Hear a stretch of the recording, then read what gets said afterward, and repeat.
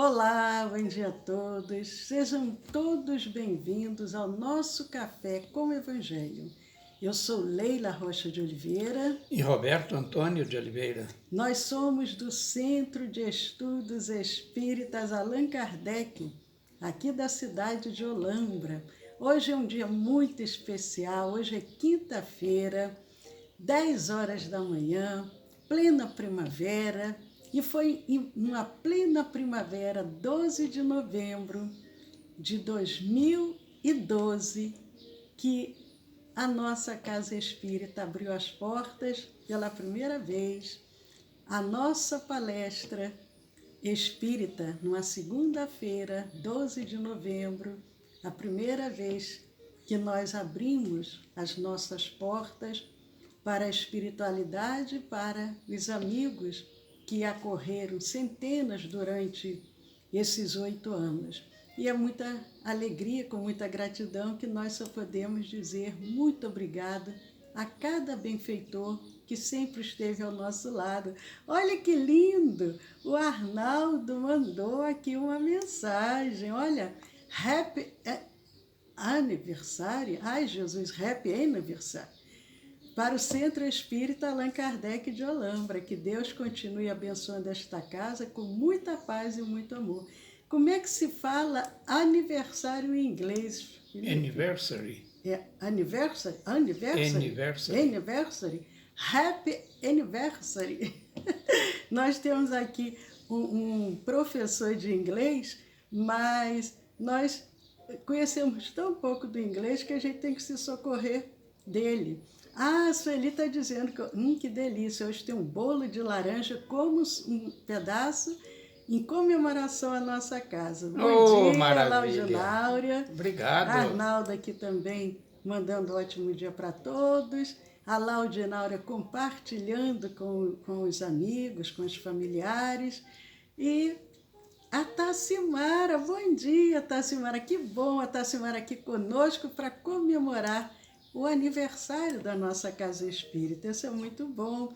Celi também mandando os parabéns, que mantém as portas abertas para sempre. E o Arnaldo compartilhando com a Eudócia e com a família. Mas, queridos amigos, o nosso querido convidado vibratoriamente já se encontra aqui conosco. Nós estamos falando de quem, Roberto? De Fred Figner, ou Frederico Figner, como preferirem, né? Aí se falar no irmão do Jacó, todo mundo vai lembrar, né? É, Frederico Figner, que nasceu em dezembro de 1866, 2 de dezembro. Nasceu na Boêmia, nome bonito, né? Boêmia, que é a atual Tchecoslováquia. Na República Tcheca. É, mas ele, com muita determinação, jovenzinho, quase uma criança, sai de casa, porque a família é muito humilde, vai aprender um ofício, dali ele segue para os Estados Unidos, percorre vários países da América Latina, mas a missão dele era aqui no Brasil. Era aqui no Brasil, e o Frederico Figner, ele vem para o Brasil e nós falamos com relação a que ele era uma pessoa descrente.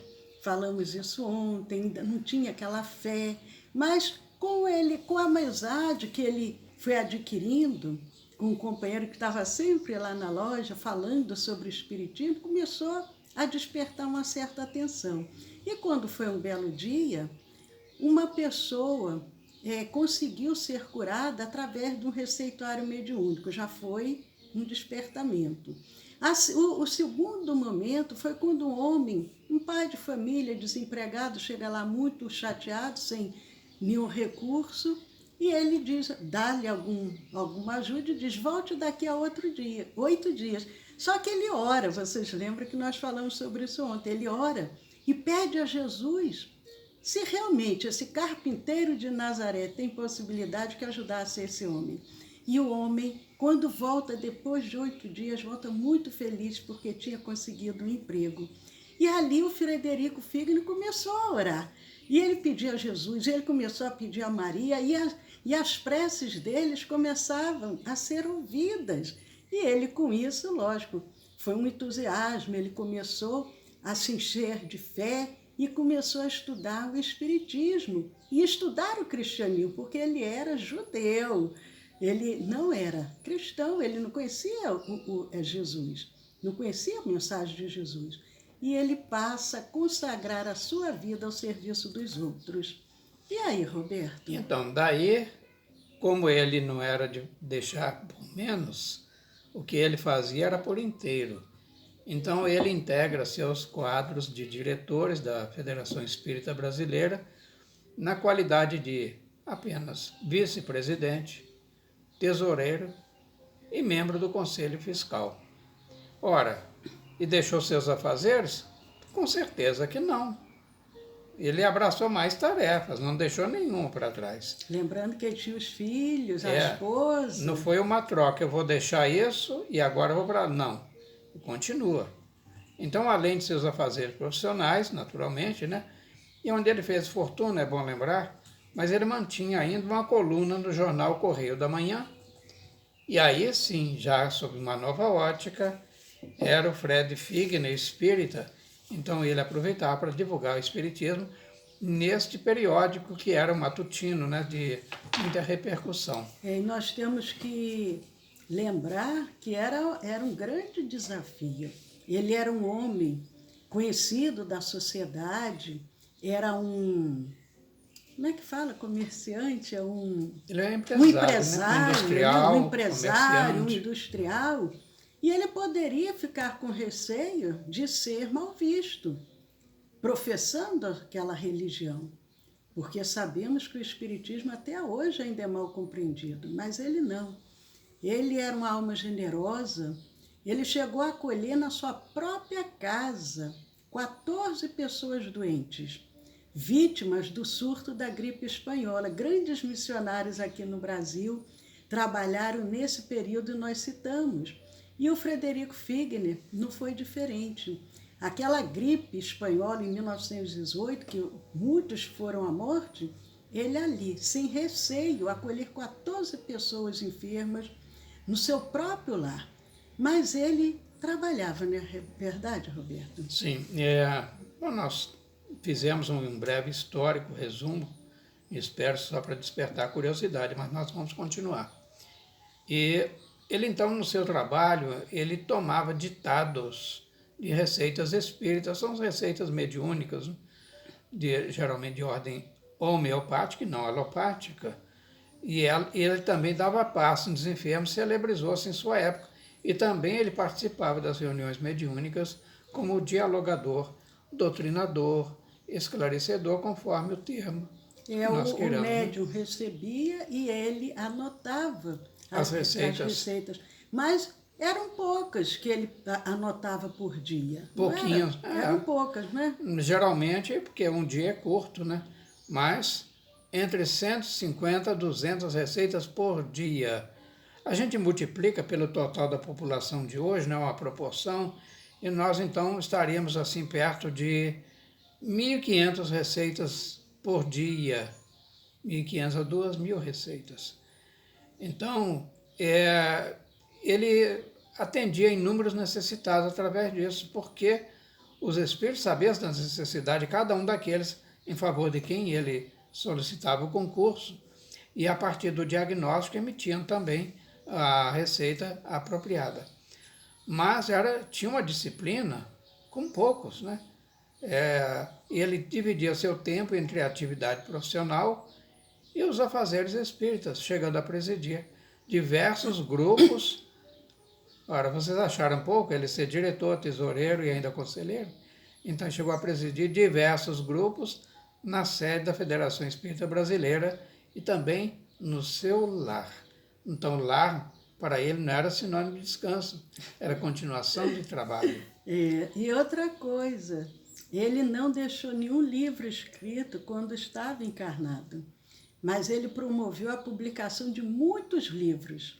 E tem mais, não somente publicava, mas ele custeava as edições, ele tirava do próprio bolso para publicar aqueles livros. Mas ele era um homem assim que não parava. Nós vimos que desde 13 anos de idade que ele saiu de A casa. propósito, Leila, na rua Souza Valente 17, lá no bairro São Cristóvão, no Rio, existia o Parque Gráfico da Federação Espírita Brasileira, onde então a FEB editava os livros, muitos deles nós temos hoje, ainda aqueles mais antigos, né?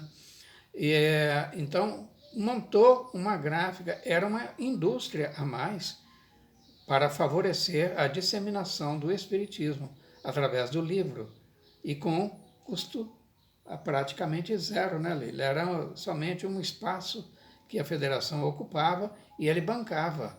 Mas ele então, Leila, não ficava limitado só ao Brasil e só aos afazeres daqui, que eram poucos. Eu acho que as pessoas do outro lado já devem estar começando a coçar a cabeça e com os olhos talvez saltando das órbitas. Mas olha só, ele ainda arrumava tempo para viajar.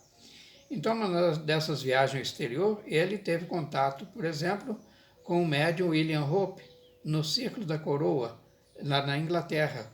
E ainda encontra-se com o Sir Arthur Conan Doyle, que era o autor do personagem Sherlock Holmes e que escreveu também o livro A História do Cristianismo, né? E do Espiritismo também. Né? Do Espiritismo.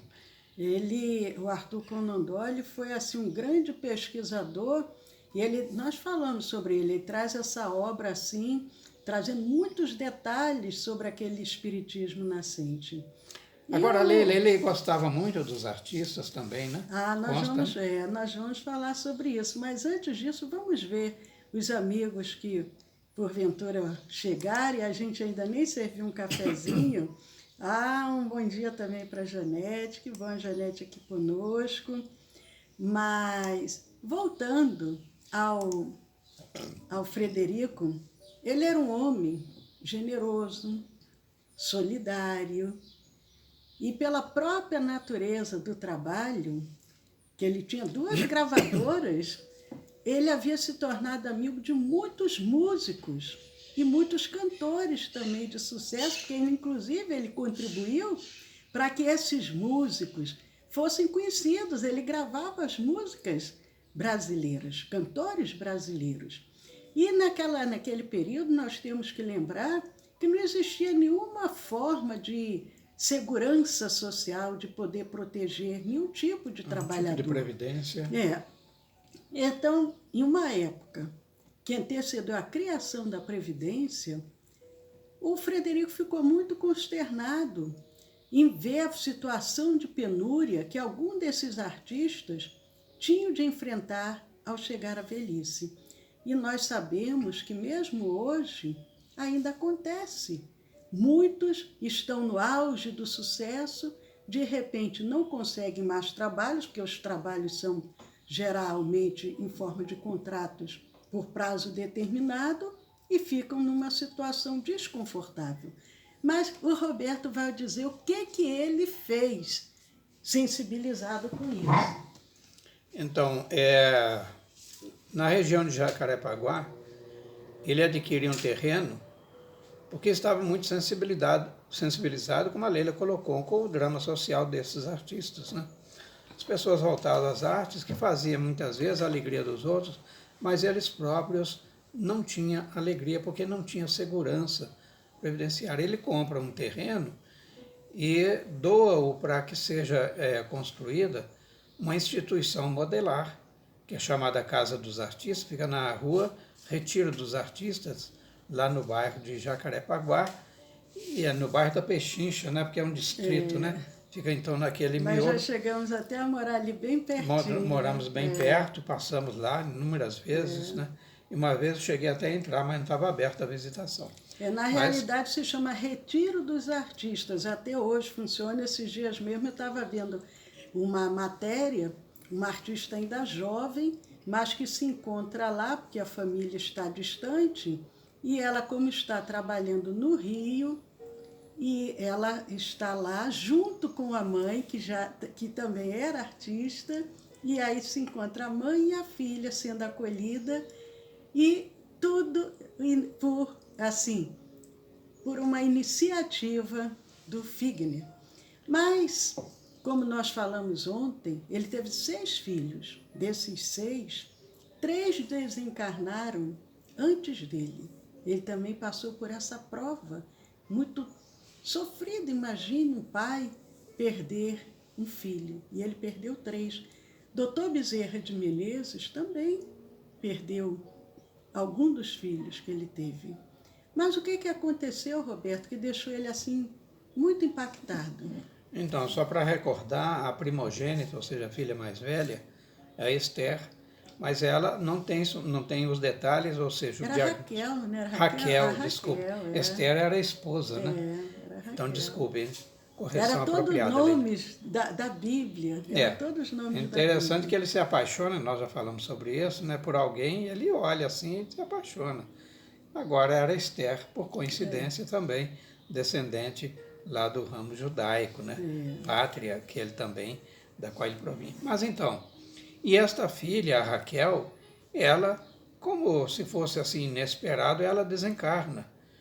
Então, ele fica muito abalado e a esposa também. Mas aí... como isso aconteceu quando? Foi no ano de 1920. Então aí ele contava com 66, 24, 34, 54 anos. Foi um baque, né? E a filha já era moça. A esposa também, Esther, ficou muito abalada, mas ele já era do movimento espírita. Então, ele ouviu falar da médium de efeitos físicos, Ana Prado, lá de Belém, do Pará, e aí ele junta toda a família e vai para o norte, para que tivesse um contato com a filha. A Ana Prado era médium de efeitos físicos, materializações. Ele já era um espírito, um grande trabalhador, mas em função da dor da esposa, vai ele com todo mundo. Imagina sair do Rio de Janeiro. É interessante porque o primeiro lugar que ele chegou no Brasil foi em Belém. Também. E quando, nesse momento de tanta dor, e ali em Belém ele fez muito sucesso, conseguiu já um pezinho de meia para ir para o Rio de Janeiro, mas ele retorna a Belém agora em busca de um lenitivo para aquela dor. E ali, lógico, era distante. Ele ali fica durante algum tempo, ele vai em 1920, que a filha morre, e no dia 1º de abril de 1921, aí ele embarca com toda a família. E nessa viagem tem inclusive um livro que foi publicado que se chama, do Dr. Nogueira de Farias, O Trabalho dos Mortos, relatando aquelas sessões ali da Ana Prado, o que aconteceu ali durante aquele período que ele se encontrou. Queridos amigos, eu tive que aumentar aqui o ventilador, porque tem um insetinho, um princípio vital aqui, querendo participar, mas só que ele quer ficar no meu rosto. Então eu tive que aumentar, talvez atrapalhe um pouco a gravação, atrapalhe um pouco o som. Eles adoram o brilho dos seus olhos, Leila. Pode ser isso. Mas a gente fala, quando, ou melhor, todos nós estamos aqui por um determinado tempo. E chegou também o tempo do Frederico. Afinal de contas... Mas voltando um pouco, Leila, lá em Belém ele consegue ver a filha, sim, Raquel. Pode falar sobre isso. Então, ela materializa-se, mas com um véu, que era muito apropriado dos hábitos daqueles judeus, né? Na tradição, talvez. Mas, enfim, aí... E a mãe a reconhece, porém ainda com dúvida. A Esther estava presente, assim como o Fred Figner, na sessão de materialização. E aí ela pede só uma coisa, olha, estou quase dizendo que é a minha filha, só tenho uma dúvida, dá para tirar o véu? Ela fez igual o Tomé, né? Fez igual o Tomé, os cabelos. Quero ver para crer. Então, mas quando ela solta os cabelos, porque tinha uma maneira dela se pentear, e coincidentemente era mesmo. Eu falo assim, agora não tenho dúvidas, era a Esther e a Raquel, e que a Raquel, sua filha desencarnada, é uma das que vem recebê-lo quando ele desencarna, e ali ele ia falar exatamente sobre esse momento. Mas o Frederico Figner trabalhou muito, e ele serviu abnegadamente até que a enfermidade o prendeu ao leito. Mas também, e é uma bênção, ele não ficou muito tempo ali padecendo, foram poucos dias, antes da partida dele. E aí ele completa, então, 80 anos, no dia 2 de dezembro de 1946. Dezembro. No ano seguinte, pouco mais de um mês, no dia 19 de janeiro do ano de 1947, foi o ano que eu renasci, por coincidência, né? Ele ia, eu falei assim, caramba, não vou substituir não, porque é muita tarefa. Mas então, às 20 horas, ele partiu de volta para o mundo espiritual.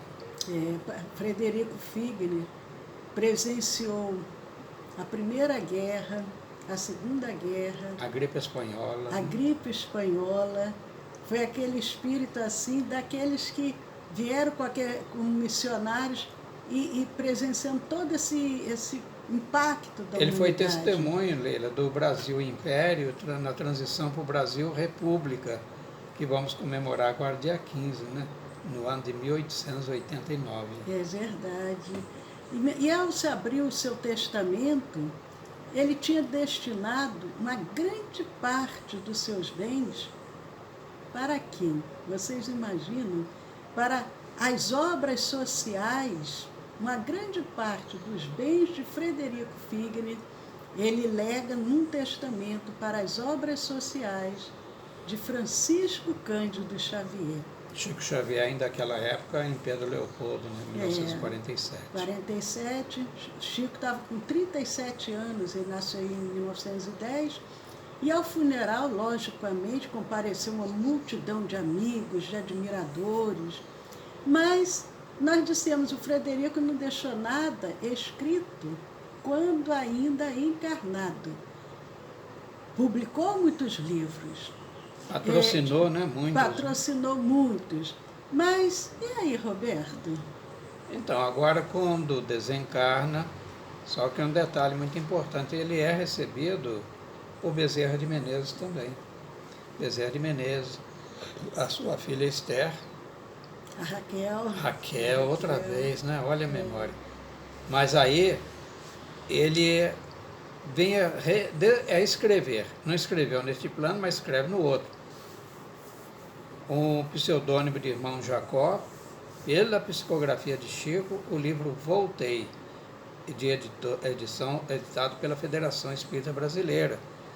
Mas não foi imediatamente, não. Levou mais de um ano desde que ele desencarna, porque ele já estava lúcido. Quando ele se dá por desencarnado, o cemitério ainda estava esperando lá os seus despojos, e os amigos pranteando a desencarnação, mas ele então, um ano e meio depois, ele, com a concessão de Emmanuel, que era o mentor do Chico, fala assim, agora você pode escrever, porque ele já tinha escrito muitas páginas soltas através de muitos médios, né?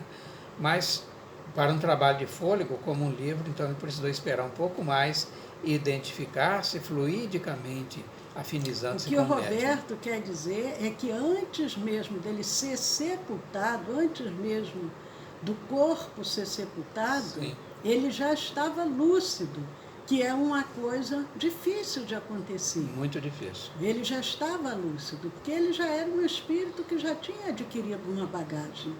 Mas, e nessa grande obra literária que vem através do Chico, ele nos deixa um testemunho de como ele despertou na espiritualidade. Quem não leu esse livro, vale a pena. Ele escreve, em Voltei, o nome do livro, Voltei, ele diz o seguinte, é para vocês, membros da grande família que tanto desejei servir, que grafei estas páginas, sem a presunção de convencer. Não se acreditem, prestem atenção no que ele diz, não se acreditem quitados com a lei, por haverem atendido a pequeninos deveres de solidariedade humana. Nem se suponham habilitados ao paraíso, por receberem a manifesta proteção de um amigo espiritual. Muito, muito importante isso. Olha, Leila, pequenas tarefas, né?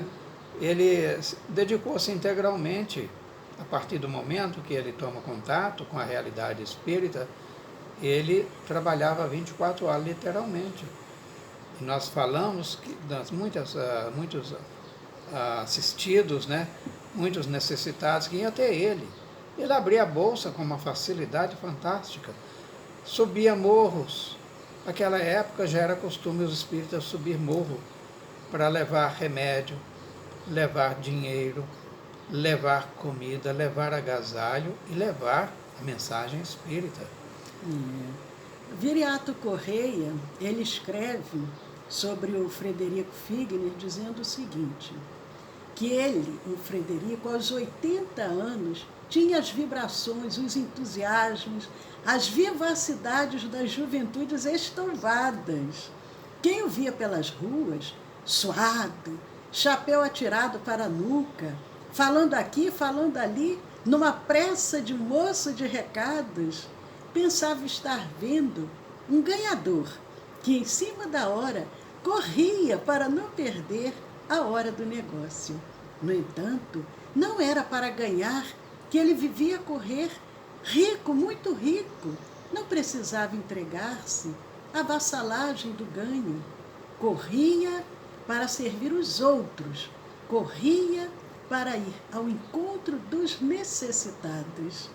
Belíssimo, belíssimo trecho de Viriato Correia, descrevendo aquele homem com 80 anos, mas na pujança do sentimento do amor ao próximo. É maravilhoso e nós só podemos dizer muito obrigado, Frederico Figner, por compartilhar essa existência terrena aqui conosco, deixando esses exemplos para que nos dê o bom ânimo, que nos dê a disposição, que nos dê a vontade também de agir dessa mesma forma.